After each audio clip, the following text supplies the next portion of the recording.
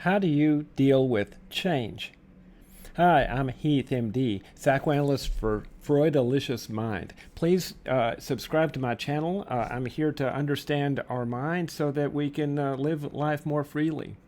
Thanks for joining. I'm here on Thursdays at noon, and today's topic is how to deal with change.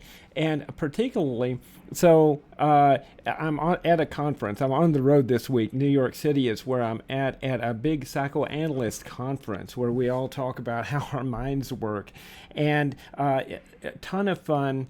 Up late, lots of activities. And so in the context of that, how do you deal with all the stress? You meet new people, you're having to kind of eat different foods, living kind of on the fly. What am I doing tomorrow? I don't know. What did I do this morning? I'm not actually sure.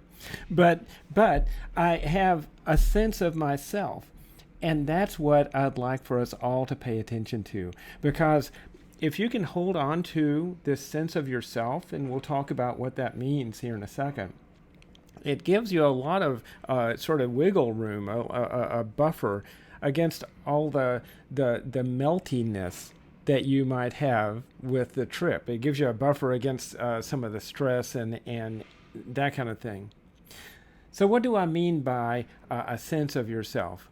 You know, we talked last week about this unconscious fantasy. Like there's a sense of ourselves that we built it in childhood. We've built it all through our lives, but it's all under the surface. You barely know that it's there, except that it emerges in really powerful ways. Like for instance, when when you're under stress. But who do you love? And why do you love who you love? It's kind of built into you. Like, I mean, you can, like, if you're thinking about dating someone, a lot of people make the lists of pros and cons about the person. But really, it boils down to who you're attracted to, who are you a fit with, how does that play out over time? Can you live with them? Do they excite you? All of that stuff, it happens under the surface. I mean, why is it that one person is okay with toothpaste caps being left off, and like in the Jewel song, but another person is like really freaked out by that, right? And can you live with the those kinds of things? Do you find them adorable, actually? And so all that, it makes no sense. It makes no sense, except that there's this unconscious part of us under the surface that drives us. I mean, it powers our passions.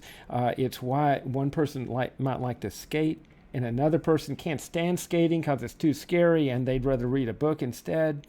Some people jump out of planes with parachutes. I mean, there's a passion within us that emerges.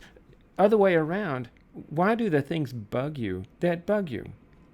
Like some people can scan their Facebook feed or their Instagram and not be bothered by anything. Like if there's some political post or something like that, it's their business.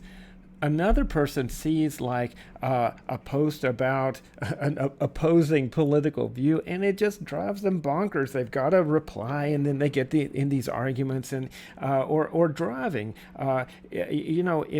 If somebody cuts you off on the road, a lot of people can just kind of take that in stride, but sometimes it bothers us, and all that is stuff from our unconscious. It makes no sense. A lot of this stuff. Why does it bother me that somebody else has a different political view? But it's in us. And so if you can pay attention to that, if you can pay attention to who you are under the surface, two things. One is that it gives you a sense of who you are, because this is a big part of you. And also, you can put it in perspective. Like, oh, that's just a trick that my mind is playing on itself. So it also gets projected onto other people. Like, you can't really read a book by its cover. You can't really tell who another person is just by their appearance. Sometimes you get some indications, some hints, but mostly that person is a completely rich, whole person that you have no idea about. You might live with them for 10 years and you're still getting to know them, and they change over time too. So your expectations can really get in the way.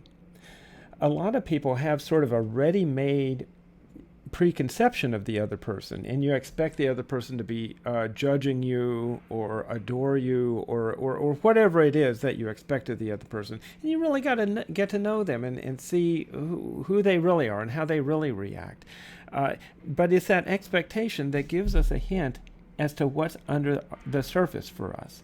And so all these things give us an idea of who we are, what we're passionate about, how we react to other people.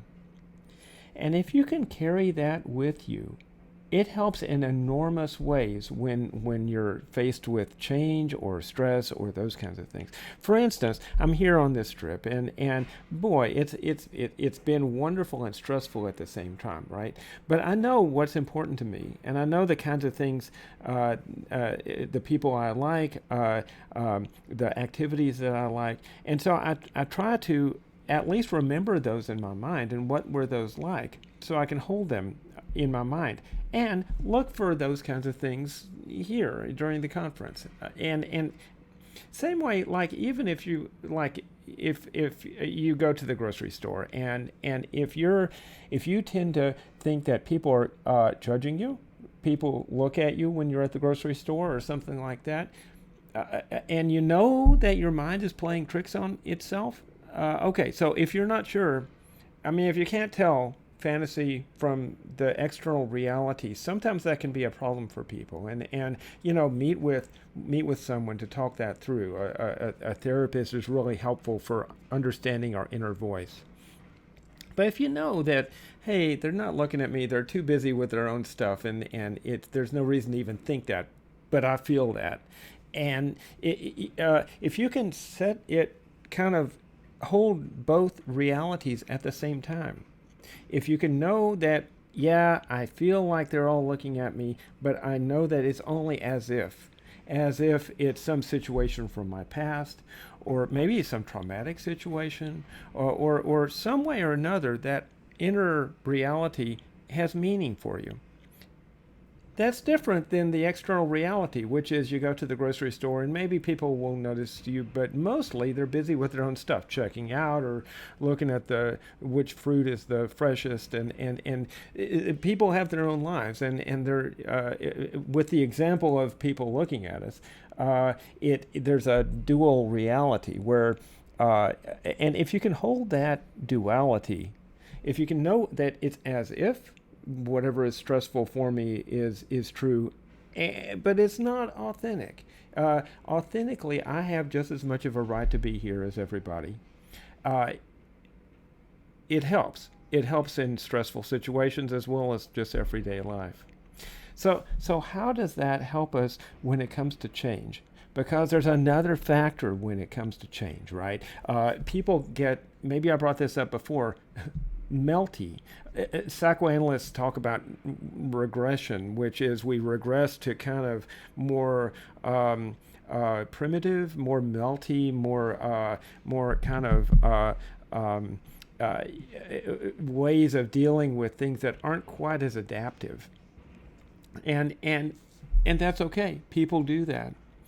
You've got to be aware that you may get a little bit more quirky when you're on a trip or stressed or sick, or any kind of change in your life can be stressful, even positive change. What if you get a big promotion at work and it's what you've been working for 5 years, but it's stressful because you've got new responsibilities that you have to learn? Even if you know you're ready for them, it's going to be something you have to adapt to, and more often change is something that kind of takes us by surprise. And so you always kind of have to be ready for change to come your way, and be ready for yourself to become a little melty when it comes to the stress. And so to be kind to yourself, because to be melty, to be a little bit less adaptive, means that you may seem quirky or say something that you had hoped not to say, or but you got to be kind to yourself, because people tend to have a shame reaction, or sometimes a guilt reaction to doing things that aren't quite what they'd hoped they had done. But you got to know that you get melty sometimes with stress or that kind of thing. And but to decrease the meltiness, to hold on to the sense of yourself, and also to connect with other people. I mean, when you're under a lot of change, try to, even if you're an introvert, I respect being an introvert. I'm an introvert. I really, my batteries charge in my alone time, but I need people. Everybody needs connection. And so to find, whether you're calling back home or finding some new friends or finding a group of people with similar interests, to find some human connection really decreases the sense of stress when it comes to change.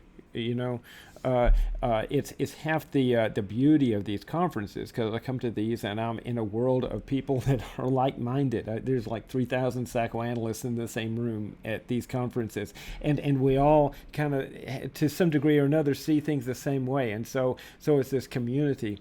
And so, you know, whether you're a skater or an actor or an accountant, whatever you do, try to find some people that have a similar way of viewing the world, so that, and it decreases the meltiness, the melty factor. I'm going to end for now. Hey, thank you for tuning in. HeathMD, please subscribe to my YouTube channel. And sorry about the background. I'm on a trip. This is a hotel room, doing the best I can here. I'll be back in the office next week. And join me then, Thursdays at noon, Central Time in the U.S. I'll see you guys next time.